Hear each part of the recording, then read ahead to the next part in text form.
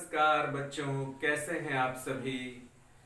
बहुत अच्छे से होंगे मुझे उम्मीद है। और परीक्षा की तैयारी कर रहे होंगे आप लोग। और गूगल क्लासरूम में आप सभी अपना नंबर जोड़ रहे होंगे, अपना नाम जोड़ रहे होंगे, और परीक्षा कैसे होगी, क्या क्या होगा, इन सब की बड़ी जिज्ञासा होगी आप लोगों को, है ना।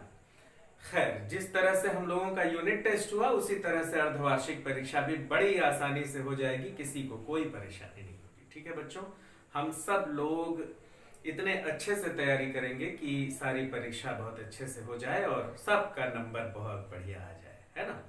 खूब अच्छे से आप लोग घर में पढ़िए, पढ़ने में समय दीजिए। और चूंकि ऑनलाइन क्लास चल रही है बच्चों, तो आप सभी 8 बजे से लेकर 1:15 बजे तक थोड़े थोड़े अंतराल पर मोबाइल लगातार देख रहे हैं। इसलिए आंखों पर तो असर न पड़े, हम ऐसी कामना करते हैं। बाद में जो मोबाइल देखना है उसको आप थोड़ा कम कर दीजिए, तो कुछ कोई दुष्प्रभाव नहीं पड़ेगा, है ना। सिर्फ पढ़ते समय आप मोबाइल देखिए, थोड़ा दूरी से देखिए, और थोड़ा सर का जो ये जो लेवल है, इतने लेवल पे मोबाइल को रख के कुछ ऐसी व्यवस्था बना लीजिए कि आपके गर्दन पे भी असर न पड़े। तो कुछ इस तरह से करेंगे कि कम से कम इतनी दूरी रहे, सर जो है वो ऐसे उठा रहे, यूं न रहे यहाँ पे दर्द करेगा, नहीं तो ऐसे रहे, इस लेवल पर, आई लेवल पे यहाँ पे ऐसे रखें, तो बहुत समस्याओं को कम किया जा सकता है। और जब आपका क्लास हो जाए तो आप फिर दिन भर मोबाइल मत देखिए। फिर जब कभी आपको कुछ प्रश्नोत्तर उतारना हो तभी देखिए। तो ऐसा अगर आप करेंगे तो मोबाइल के दुष्प्रभाव से आप बचे रहेंगे बच्चों। इसी में हमको रास्ता निकालना है ना। ये जो कोरोना का जो दौर है, इसमें सबसे अच्छा क्या हो सकता है जिसका सबसे कम दुष्प्रभाव हो, तो इसी तरह से दुष्प्रभावों को कम किया जा सकता है। बहरहाल चलिए हम अपना पढ़ाई शुरू करते हैं। समास में बच्चों हम लोगों ने देखा था कि किस तरह से अव्ययी समास होता है, किस तरह से तत्पुरुष समास होता है, और किस तरह से कर्मधारय समास होता है। 3 समासों को पिछली कक्षा में हमने पढ़ा था। थोड़ा सा मैं याद दिला दूं क्या? 2 मिनट में मैं आपको फिर से याद दिला देता हूं।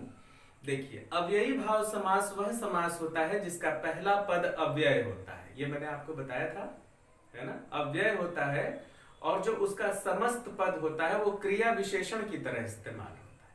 ठीक है, तो इतना तो आपको मालूम है। अब उसमें आप देखिएगा कि अव्यय, जैसा मैंने बताया था कि जो पहला पद है, पूर्व पद है, उसका कोई विशेष अर्थ नहीं निकलता है। प्रथम पद, जब आप समस्त पद को प्रथम पद और द्वितीय पद में, या पूर्व पद और उत्तर पद में बांट दीजिएगा, तो जो पूर्व पद है उसका कोई विशेष अर्थ नहीं निकलता। आ, प्रति, यथा, अनु, ऐसा निकलता है ना। तो उसका कोई विशेष अर्थ नहीं निकलता। तो इस तरह से भी हम पहचान सकते हैं कि ये हो न हो अव्ययी समास है। फिर तत्पुरुष समास एक ऐसा समास है जिसको हम विग्रह करने के बाद समझते हैं। विग्रह करते हैं और उसमें कारक चिन्ह अगर दिखते हैं, है ना, 7 कारक चिन्ह अगर हमें दिखाई दे रहे हैं, तो वह तत्पुरुष समास होता है। और अगर और इसको भीतर तक जाके समझिए, तो जिस कारक का चिन्ह हमें वहां दिखाई देता है वह वही तत्पुरुष समास होता है। मान लीजिए अगर हम विग्रह कर रहे हैं और हमें के लिए दिखाई दे दिया, तो संप्रदान तत्पुरुष हो जाएगा, है ना। से दिखाई दे दिया, करण या अपादान हो जाएगा, है ना। पर अगर दिखाई दे दिया तो अधिकरण हो जाएगा। में अगर दिखाई दे दिया तो अधिकरण हो जाएगा। ने अगर दिखाई दे दिया तो कर्ता हो जाएगा। तो इस तरह से तत्पुरुष समास जो है वो वह समास जिसका विग्रह करने पर कारक चिन्ह दिखाई दे। अब आइए कर्मधारय पर बात कर लें। कर्मधारय समास वह समास होता है जिसमें पहला पद दूसरे पद की विशेषता बताता है।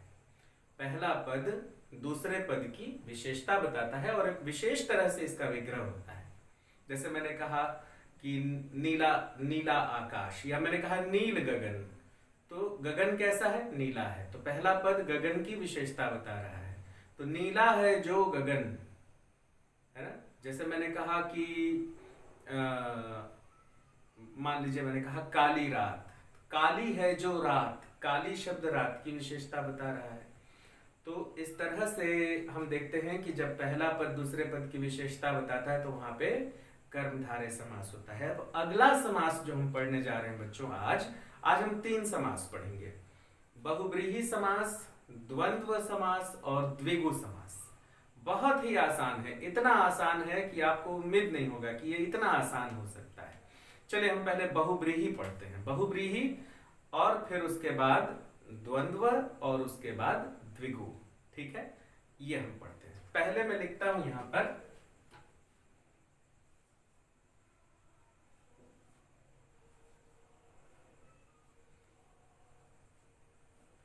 बहुब्रीहि समास।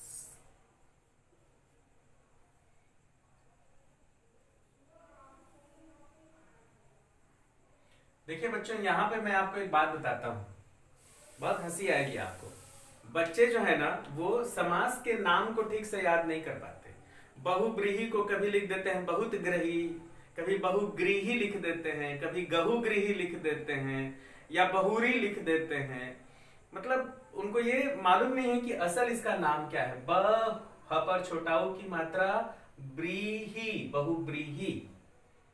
यहां पर बहुत गलती करते हैं बच्चे, बहुग्रीही लिख देते हैं, यहाँ ब की जगह ग लिख देते हैं तो बहुग्रीही हो जाता है।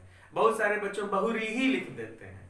तो आप सुन के काम मत करिए, आप देखिए क्या लिखा हुआ है, बहुब्रीही समास। इसी तरह तत्पुरुष समास लिखने में बच्चे बहुत गड़बड़ करते हैं। तत्पुरुष लिख देते हैं, तपुरुष लिख देते हैं, तरपुरुष लिख देते हैं। जो समझ में आया, बस वैसा साउंड आना चाहिए वैसा वो कुछ भी लिख देते हैं। अब हमारा काम है ये समझना कि वो तत्पुरुष लिखा है कि तकरुष लिखा है कि तपुरुष लिखा है कि क्या लिखा है। ठीक है, तो आप ना समास के नाम जो मैं बड़ा बड़ा लिख रहा हूं काले अक्षरों में, उसको 1-2 बार लिख के प्रैक्टिस कर लीजिए कि वास्तव में उसका सही नाम क्या है। ठीक, चलिए। बहुब्रीहि समास। बहुब्रीहि समास एक ऐसा समास होता है बच्चों जिसमें कोई तीसरा पद प्रधान होता है। जैसे अभी तक आपने कितने पद देखे?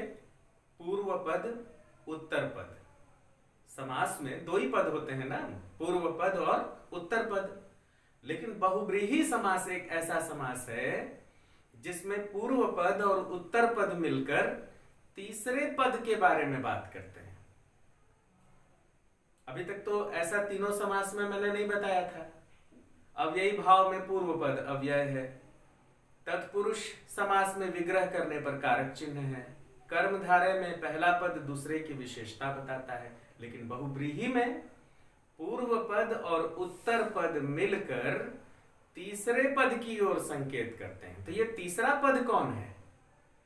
तो जब आप तीसरा पद दिखाते हैं और उसका इस तरह से विग्रह करते हैं, विग्रह बहुत महत्वपूर्ण है। विग्रह मतलब बार बार मैं बता रहा हूं आपको, जो उसकी व्याख्या है। तो जब उसका विग्रह करते हैं तो उस विग्रह में आपको तीसरे पद को दिखाना होता है। तो जब आप तीसरे पद को दिखाते हैं तब वह बहुब्रीहि समास कहलाता है। ठीक है, अब जैसे मैं 2-3 उदाहरण यहां पर लिखता हूं। यहां मैं लिख देता हूं कि बहुब्रीहि समास की जो विशेषता है उसमें यह है कि इसमें तीसरे पद की प्रधानता होती है। ठीक है, अब मैं यहां पर कुछ उदाहरण लिख रहा हूं, उस उदाहरण से आपको बहुत अच्छे से समझ में आ जाएगा। जैसे मान लीजिए मैं लिखता हूं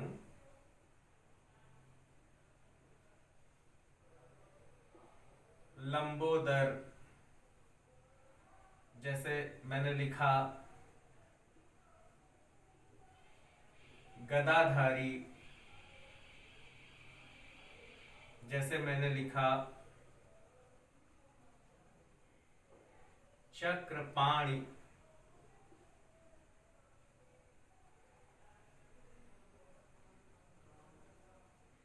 जैसे मैंने लिखा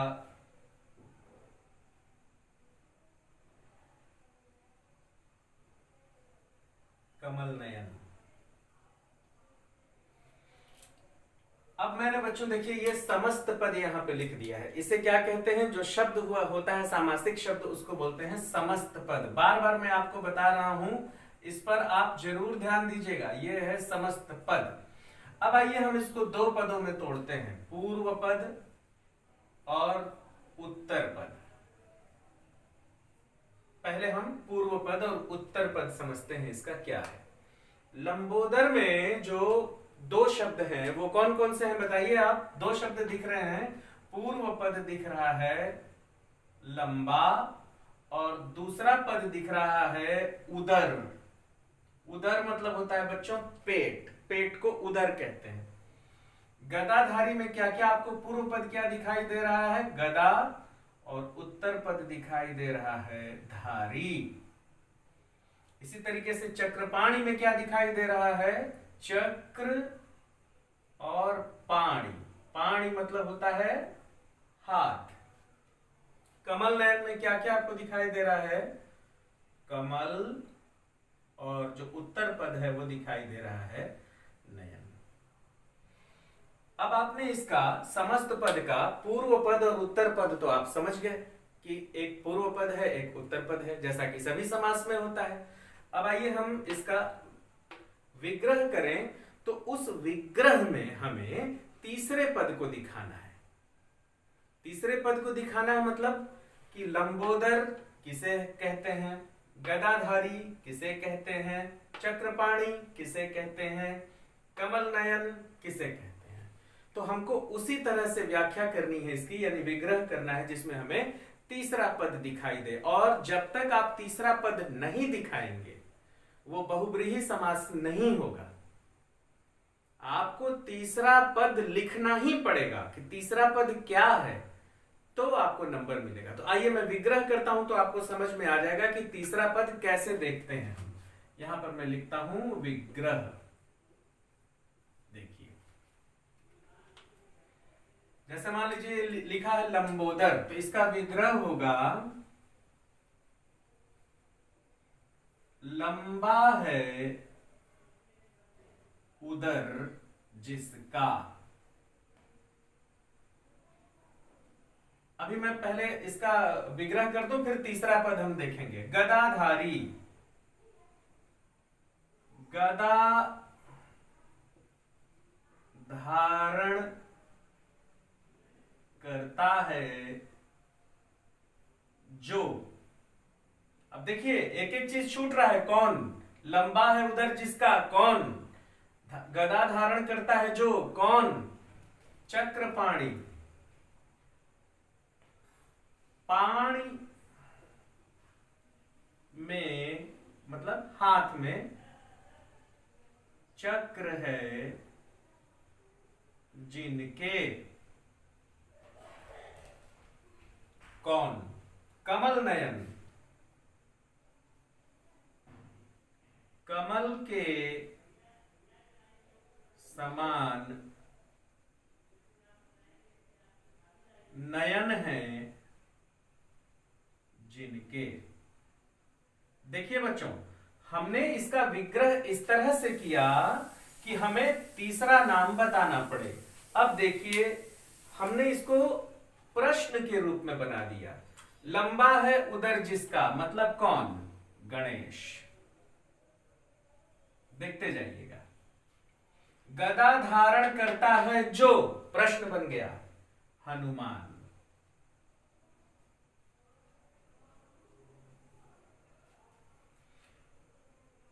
चक्रपाणी, पाणी में चक्र है जिनके, विष्णु। चूंकि ये आपके देवता हैं इसलिए आप यहां पर जी लगा सकते हैं।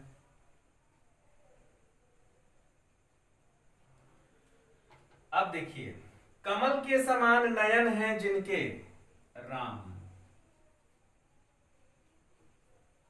देखिए हमने इसका विग्रह इस तरह से किया बच्चों कि हमारी मजबूरी बन गई तीसरा नाम बताना। लंबा है उदर जिनका, किनका? गणेश जी। गदा धारण करता है जो, कौन गदा धारण करता है? हनुमान जी। पाणी में चक्र है जिनके, किनके? विष्णु जी। कमल के समान नयन है जिनके, राम जी। तो देखिए यही तीसरा पद है, यही तीसरा पद है। ठीक, तो इस बहुव्रीहि समास की भी अपनी तरह की व्याख्या है, अपना विग्रह है। इस तरह से भी देखो, मेरी बात बहुत ध्यान से सुनो। बहुव्रीहि समास की व्याख्या इस तरह से की जाती है कि वह प्रश्न जैसा पूछे कि तीसरा कौन, लंबा है उधर जिसका, कौन, तो हमको उत्तर देना पड़े। और जब आप परीक्षा में लिखते हैं बच्चों, तो आपको यह तीसरा पद लिखना ही पड़ेगा। मान लीजिए मैंने कहा कि लंबोदर, प्रश्न दिया मैंने आपको, मान लीजिए कि मैं प्रश्न दे रहा हूं कि लंबोदर समास विग्रह करके नाम बताइए, तो आप लिखेंगे लंबा है उधर जिसका, बहुव्रीहि समास। लेकिन आपने गणेश नहीं लिखा, तो भाई लंबा है उधर जिसका किसका, तो आपने तीसरा पद नहीं दिखाया। तो जब आप तीसरा पद दिखा ही नहीं रहे हैं, तो आप बताएंगे कैसे कि यह बहुव्रीहि समास है? तो आप आधा विग्रह गलत हो गया, नाम आपका सही हो गया। तो हम विग्रह को तुरंत गलत कर देंगे, नाम को सही कर देंगे।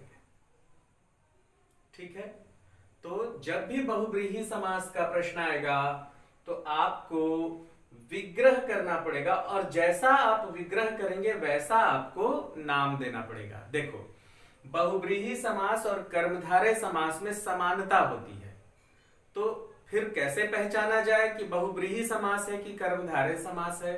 विग्रह पे निर्भर करता है।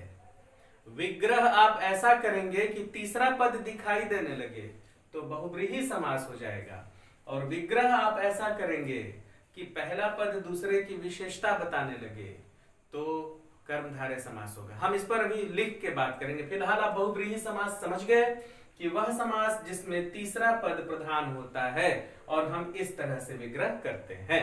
ठीक है बच्चों, ये देखिए उदाहरण मैंने कुछ लिखे हैं, इससे ज्यादा उदाहरण आपकी किताबों में है, आप वहां से उदाहरण देख सकते हैं। तो अगर किसी तरह की कोई शंका हो, आप कमेंट बॉक्स में या मुझे व्हाट्सएप पर जरूर पूछ लेंगे, मैं इसे मिटाता हूं। और अब हम अगले समास की बात करते हैं।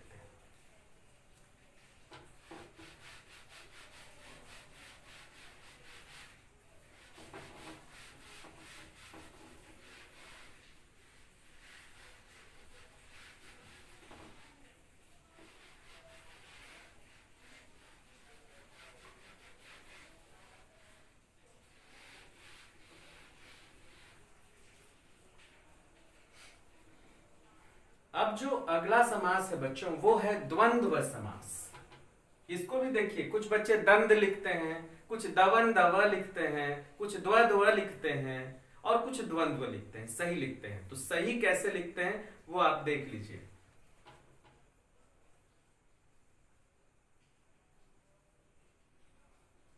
द्वंद्व, इसीलिए मैं बड़ा बड़ा लिख रहा हूं, किसी तरह की कोई परेशानी ना हो। द्वंद्व समास, कुछ बच्चे इसको इस तरह से भी लिख सकते हैं,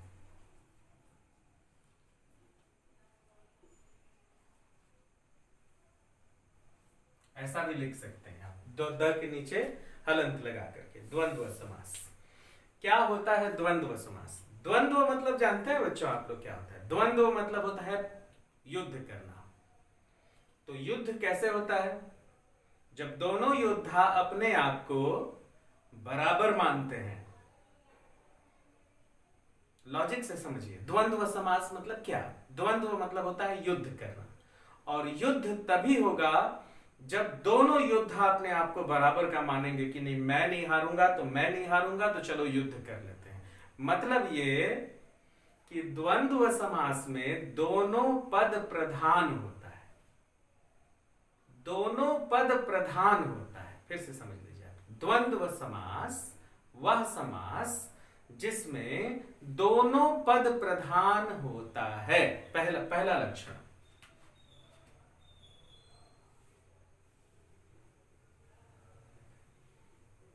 दोनों पद प्रधान होता है।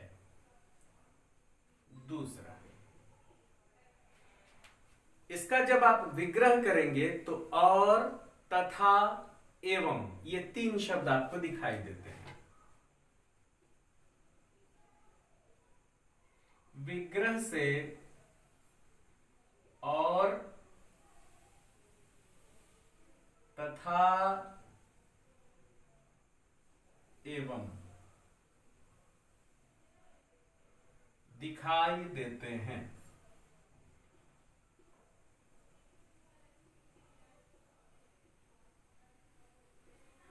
बहुत ही आसान, सबसे आसान समास यही है, द्वंद्व समास। अब आइए हम इसके कुछ उदाहरण देखते हैं। दोनों ही पद, ये है समस्त पद, ये है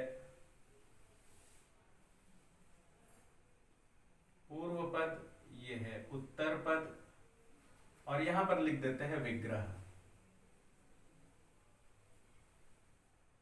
देखिए बच्चों, आप इन सबों का अर्थ जरूर जानिए।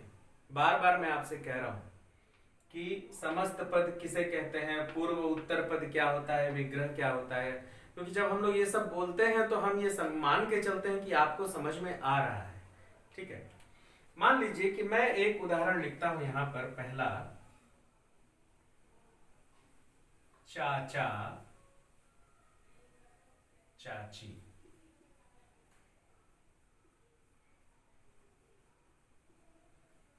चोर पुलिस।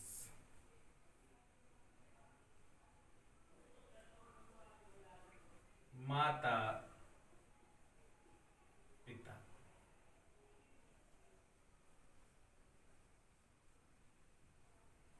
भाई बहन। अब आप इन चार उदाहरणों पर गौर करिए। मैंने कहा कि अब इसमें पूर्व और उत्तर पद बताइए। सबसे पहले पूर्व और दोनों पद, चूंकि यहां पे है ना दोनों पद प्रधान होता है, तो दोनों पद प्रधान होता है तो दोनों पद कौन कौन से हैं? पूर्व पद है चाचा और उत्तर पद है चाची। चोर पुलिस में पूर्व पद है चोर और उत्तर पद है पुलिस। माता पिता में पूर्व पद है माता, उत्तर पद है पिता। भाई बहन में पूर्व पद है भाई और उत्तर पद है बहन। अब चलिए इसका विग्रह करते हैं। तो पहली बात तो हम ये समझें कि दोनों ही पद प्रधान हैं, जैसा कि पहला लक्षण है, दोनों पद प्रधान होता है। तो देखिए, चाचा चाची समान महत्व के हैं, चोर पुलिस समान महत्व के हैं, माता पिता समान महत्व के हैं, भाई बहन समान महत्व के हैं। और दूसरा जो लक्षण है कि विग्रह से और, तथा, एवं, ये तीन चीजें आपको दिखाई देती हैं। कहीं कहीं पर वह भी लिख सकते हैं आप, वह, ये भी। तो अब इसका जैसे हम लोग मान लो विग्रह करते हैं तो क्या होगा? चाचा और चाची, चोर और पुलिस, माता और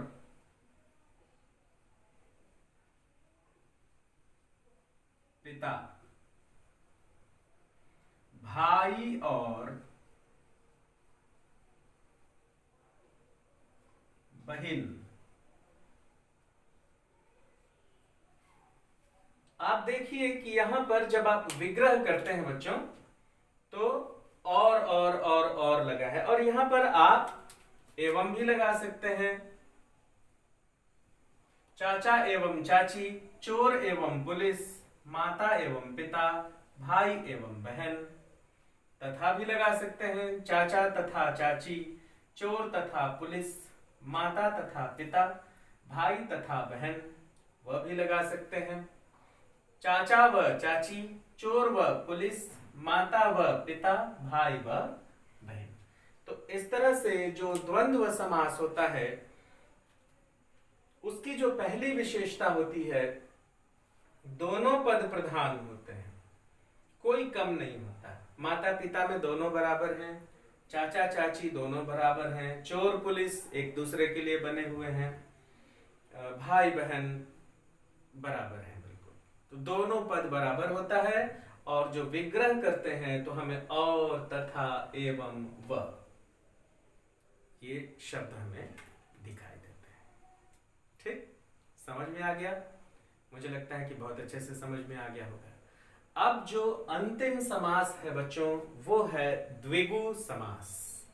अगर इस समास में कोई परेशानी है तो आप मुझे कमेंट बॉक्स में लिख दीजिए, तुरंत लिख दीजिए कि सर मुझे फला चीज समझ में आया नहीं आया, लिख दीजिए और मैं उसे देख लेता हूं। क्योंकि जब आप वीडियो देख रहे होते हैं तो मैं नीचे कमेंट बॉक्स में आप लोगों को देखते रहता हूं कि कितने लोग आए, कितने लोग अटेंडेंस दिए, ये सब मैं देखते रहता हूं। आपके साथ मैं भी वीडियो देखते रहता हूं। अभी तो मैं वीडियो बना रहा हूं, लेकिन जब आप देखेंगे तो मैं भी आपके साथ देखूंगा। ठीक है, चलिए अब मैं इसे मिटा रहा हूं और अब अंतिम समास है, वो है द्विगु।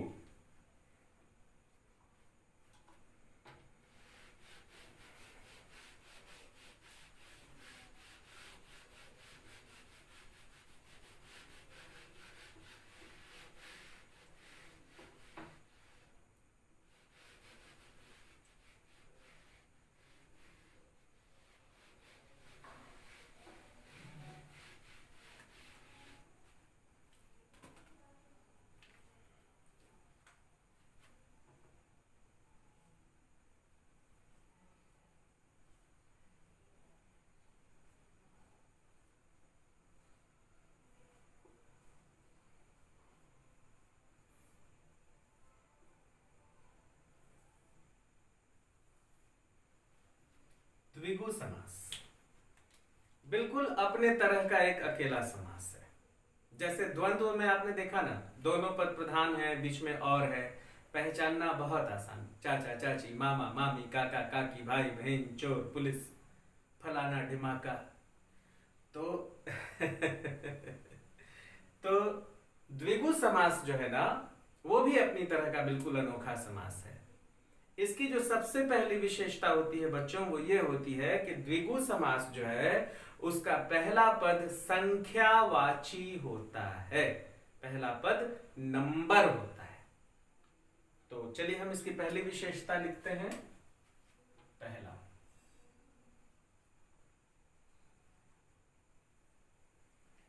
प्रथम पद संख्यावाची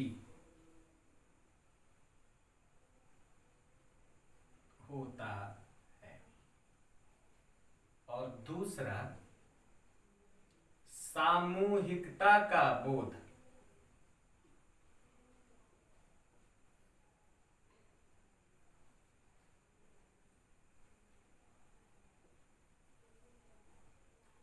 सामूहिकता का बोध होता है, मतलब कि समूह, एक ही तरह की चीजों का समूह बताता है। जो द्विगु समास है उसके दो लक्षण हैं। जब आप पूर्व पद और उत्तर पद में इसके समस्त पद को तोड़िएगा तो जो पहला पद होता है वो संख्या सूचक होता है, नंबर के रूप में होता है।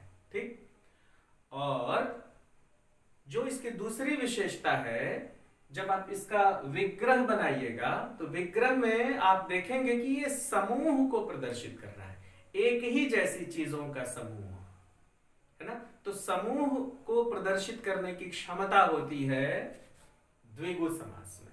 बहुत आसानी से आप पहचान सकते हैं। प्रथम पद संख्यावाची, सामूहिकता का बोध। किसका बोध? सामूहिकता का बोध। ये बहुत महत्वपूर्ण है। अगर समूह को प्रदर्शित नहीं करेगा तो वो द्विगु नहीं होगा, फिर वो कोई और समास हो जाएगा और उसका अलग तरह से विग्रह करना पड़ेगा। आगे मैं बताऊंगा। अभी तीन समास ऐसे हैं, द्विगु समास, कर्मधारय समास और बहुब्रीहि समास, जिसमें विग्रह पर बहुत ध्यान देना पड़ता है, नहीं तो अर्थ का अनर्थ हो जाता है। ठीक है, चलिए मैं आपको कुछ उदाहरण देता हूं।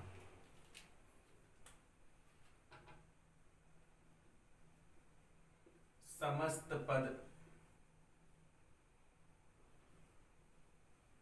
पूर्व पद, उत्तर पद, विग्रह। मान लीजिए पहला मैंने लिखा चौराहा,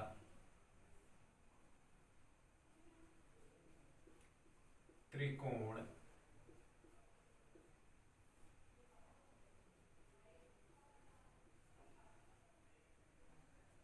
पंचानन,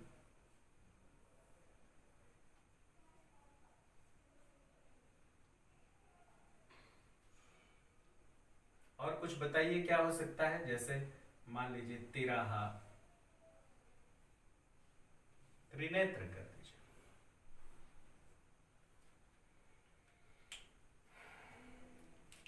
अब देखिए इसका पूर्व पद और उत्तर पद हम बनाते हैं। चौराहा, चार, राह, चार, और उत्तर पद हो गया राह। त्रिकोण, तीन, और उत्तर पद हो गया कोण। पंचानन, पांच, आनन, आनन मतलब क्या होता है? मुंह, चेहरा। त्रिनेत्र, तीन, और उत्तर पद क्या हो गया? अब जैसा कि मैंने आपको बताया बच्चों, ये तो ठीक है। चलिए आपने देखा कि पूर्व पद जो है संख्या है। देखिए 4, 3, 5, 3। तो द्विगु समास को पहचानने का जो सबसे पहला ही जो लक्षण है वह बहुत ही आसान है कि जैसे ही आप पूर्व पद और उत्तर पद में इसे बांटेंगे तो आप देखेंगे कि पूर्व पद जो है वो संख्यावाचक है। 4, 3, 5, 3 है ना, और दूसरा पद जो है वो सामान्य शब्द है। जो दूसरी विशेषता है सामूहिकता का बोध, समूह बनाने का बोध, तो ये विग्रह में दिखाई देता है। कैसे? चौराहा विग्रह कैसे करेंगे? चार राहों का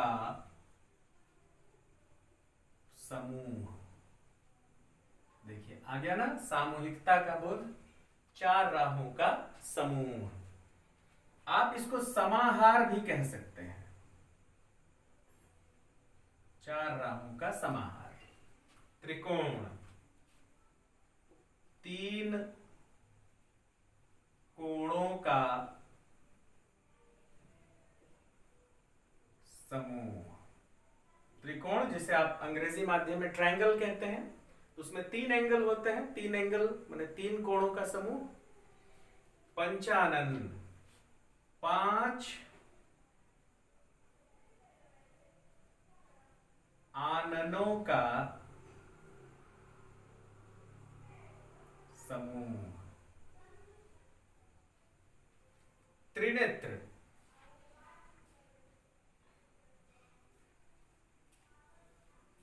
3 नेत्रों का समूह। तो देखिए हमने विग्रह किया यहां पर, तो हमें प्रथम पद संख्यावाची दिखा। माने पूर्व पद और उत्तर पद में जब हमने इसे लिखा तो प्रथम पद हमें संख्यावाची दिखाई दिया, पहली विशेषता। और दूसरी विशेषता सामूहिकता का बोध, चार राहों का समूह, समूह, समूह, समूह। तो आपको यहां पर सामूहिकता भी दिखाई दे रही है। अब बच्चों एक बहुत ही महत्वपूर्ण प्रश्न है कि कैसे कभी कभी द्विगु समास बहुब्रीही हो जाता है। अब जैसे यहीं पर देखिए त्रिनेत्र, तो आप कहेंगे कि सर त्रिनेत्र मतलब शंकर भी तो होते हैं, तो तीसरा पद दिखाई दे रहा है, 3 नेत्र हैं जिसके शिव। मान लीजिए त्रिनेत्र है और हम इसकी व्याख्या करते हैं, हम ऐसी व्याख्या, हम विग्रह ऐसा नहीं करते, 3 नेत्रों का समूह नहीं लिखते। हम लिखते हैं कि 3 नेत्र हैं जिसके अर्थात शिव। तो सर इसमें तो तीसरा दिखाई दे रहा है, तो सर ये तो बहुब्रीही होना चाहिए। तो है ना भाई, देखिए त्रिनेत्र, तो तीन और नेत्र, पूर्व पद उत्तर पद तो तीन और नेत्र हो गया। लेकिन व्याख्या यदि हम विग्रह अगर हम ऐसा ना करें, तीन नेत्रों का समूह ऐसा ना करें, हम कह दें तीन नेत्र हैं जिनके अर्थात शिव, त्रिनेत्र बोलते हैं ना शिव जी को, पता है ना। तो आप कहें कि सर इसमें तो तीसरा पद दिखाई दे रहा है, आप बिल्कुल सही कह रहे हैं। मतलब कि बहुत सारे समास ऐसे हैं जो विग्रह पर निर्भर करते हैं। यदि आप ऐसा विग्रह करेंगे तो इसका नाम होगा द्विगु समास, और यदि आप ऐसा लिखेंगे कि तीन नेत्र हैं जिनके अर्थात शिव, तो फिर वो हो जाएगा बहुव्रीहि समास। ठीक है। तो परीक्षा में अगर प्रश्न आ रहा है कि त्रिनेत्र कौन सा समास है, तो आप अगर लिखेंगे कि तीन नेत्रों का समूह, अगर ऐसी व्याख्या करेंगे तो आप कहेंगे कि ये द्विगु समास है। और यदि आप लिखेंगे तीन नेत्र हैं जिनके अर्थात शिव, तीसरा पद आपने दिखा दिया, तो ये बहुव्रीहि समास हो जाएगा। अब मान लीजिए प्रश्न आता है कि सर अगर ऐसा हो कि द्विगु समास आ रहा है और चार विकल्प में बहुव्रीहि भी है और द्विगु भी है, तब हमको तो वहां व्याख्या करने के लिए मिलेगा नहीं, है ना। हमको तो वहां व्याख्या नहीं करने को मिलेगा, हमको तो बहुव्रीहि या द्विगु में से छांटना है। और आप कह रहे हैं कि जब तक हम व्याख्या नहीं करेंगे तब तक हम बता नहीं सकते कौन सा समास। तो बिना व्याख्या के हम किस पर टिक लगाएं?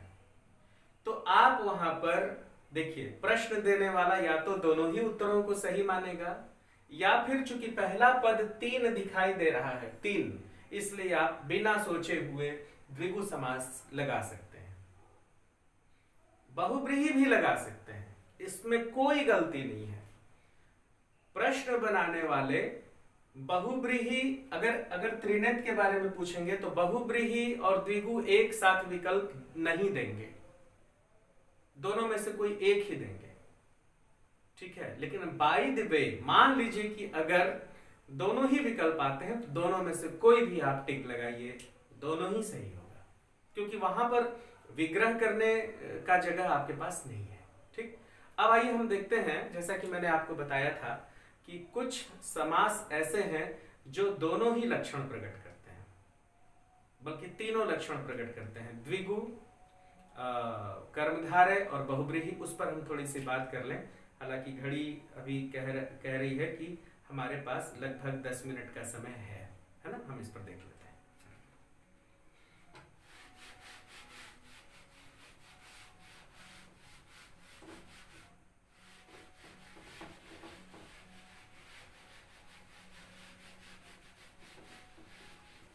चलिए यहां पर हम लिखते हैं। देखिए यहां पर मैं लिखता हूं कर्मधारय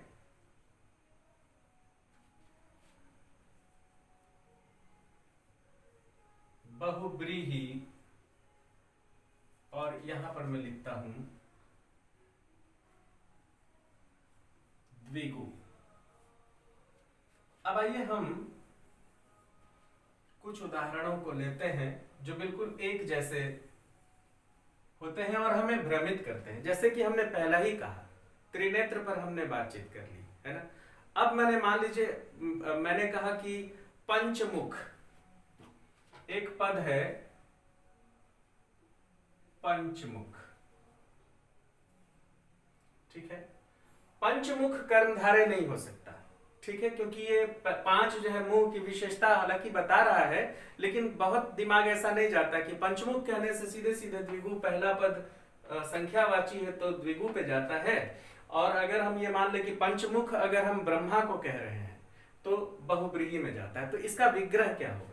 अगर हम विग्रह करते हैं, जैसे कि द्विगु में विग्रह करते हैं, तो मैंने बताया ना कि सामूहिकता का बोध होता है। तो कैसे पंचमुख का आप विग्रह करेंगे? 5 मुंहों का समूह। अगर आप ऐसा विग्रह करते हैं तो ये द्विगु समास हो गया। लेकिन पंचमुख का अगर आप बहुव्रीहि के हिसाब से विग्रह करते हैं तो आपको तीसरा पद दिखाना पड़ेगा। 5 मुख हैं जिसके, तो तीसरा पद दिखा दिए। तीसरा पद कौन हुआ? ब्रह्मा। ये आप तीसरा पद दिखा दिए। ठीक है, तो अगर आप इस तरह से व्याख्या करते हैं, विग्रह करते हैं, तीसरा पद दिखाते हैं, तो पंचमुख बहुब्रीही हो जाएगा। लेकिन अगर आप सामूहिकता को दिखाते हैं, 5 मुंहों का समूह पंचमुख, तो ये द्विगु हो जाएगा।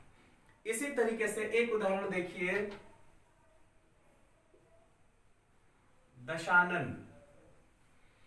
अगर आप दशानन कहने से ही समझ में आ जाता है कि हम रावण की बात कर रहे हैं, तो वो एक तीसरा पद दिखा रहा है। दशानन कहते ही हम कह देते हैं कि हाँ इसका तीसरा पद है, दशानन मतलब रावण। तो हम कहेंगे, अगर बहुब्रीही बनाएंगे तो 10 आनन हैं जिनके, अर्थात रावण। और अगर इसको द्विगु बनाना हो तो आप कहेंगे 10 आननों का समूह। ठीक है, हालांकि बच्चों आप देखिए, आपको थोड़ा सा अपना दिमाग लगाना पड़ेगा। आप जैसे ही हम दशानन कहते हैं तो हम 10 आननों का समूह हमारे दिमाग में नहीं आता। पहली बात जो दिमाग में आती है वो ये आती है कि जैसे ही हम दशानन कहते हैं हमारे सामने रावण खड़ा हो जाता है।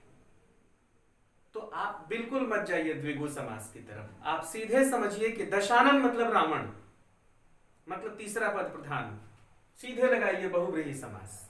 पंचमुख ब्रह्मा, सीधे लगाइए 5 मुख हैं जिसके अर्थात ब्रह्मा, 5 मुखों का समूह, ऐसा मत जाइए। ठीक है, अब कुछ ऐसे समास हम देखते हैं जिसमें कर्मधारय और बहुब्रीही में हमको भ्रम की स्थिति होती है। जैसे मैंने कहा कमल नयन। अब देखिए बच्चों, कमल नयन अगर ये कर्मधारय होगा तो पहला पद दूसरे पद की विशेषता बताएगा। पहला पद है कमल, दूसरा पद है नयन, मतलब कमल की, नयन की विशेषता, नयन मतलब आंख। तो पहला पद हो जाएगा कमल और दूसरा पद हो जाएगा नयन। पहला पद यानी पहला पद नयन की विशेषता है, आंख की विशेषता क्या है कि वो किसके समान है? कमल के समान है। तो कर्मधारय दिखाई दे रहा है, कमल विशेषता बता रहा है नयन की, कमल नयन। तो विग्रह क्या करेंगे? कमल के समान है जो नयन, माने वह नयन जो कमल के समान है। तो ये कर्मधारय हो गया, क्योंकि कमल नयन की विशेषता बता रहा है। लेकिन अगर इसको बहुब्रीही बनाना हो तो आप क्या करेंगे? कमल के समान नयन है जिनके, तीसरा पद प्रधान, कमल के समान नयन है जिनके, कौन? श्री राम। तो अगर आपने तीसरा पद प्रधान दिखाया, इस तरह से व्याख्या की कमल नयन की, तो बहुब्रीही हो गया। और कमल के समान है जो नयन, इस तरह से व्याख्या की तो कर्मधारय हो गया। मतलब कि बहुत सारा समास व्याख्या पर निर्भर करता है, विग्रह पर निर्भर करता है कि उसका विग्रह हम किस तरीके से कर रहे हैं। और कुछ उदाहरण ले लीजिए, जैसे कि मान लीजिए मैंने लिखा पीतांबर,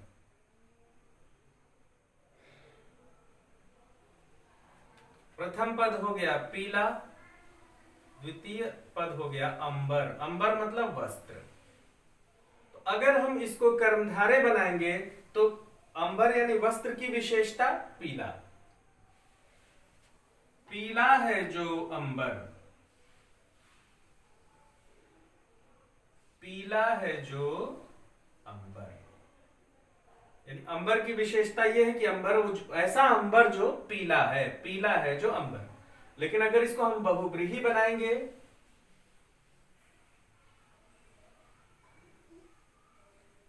पीले वस्त्र हैं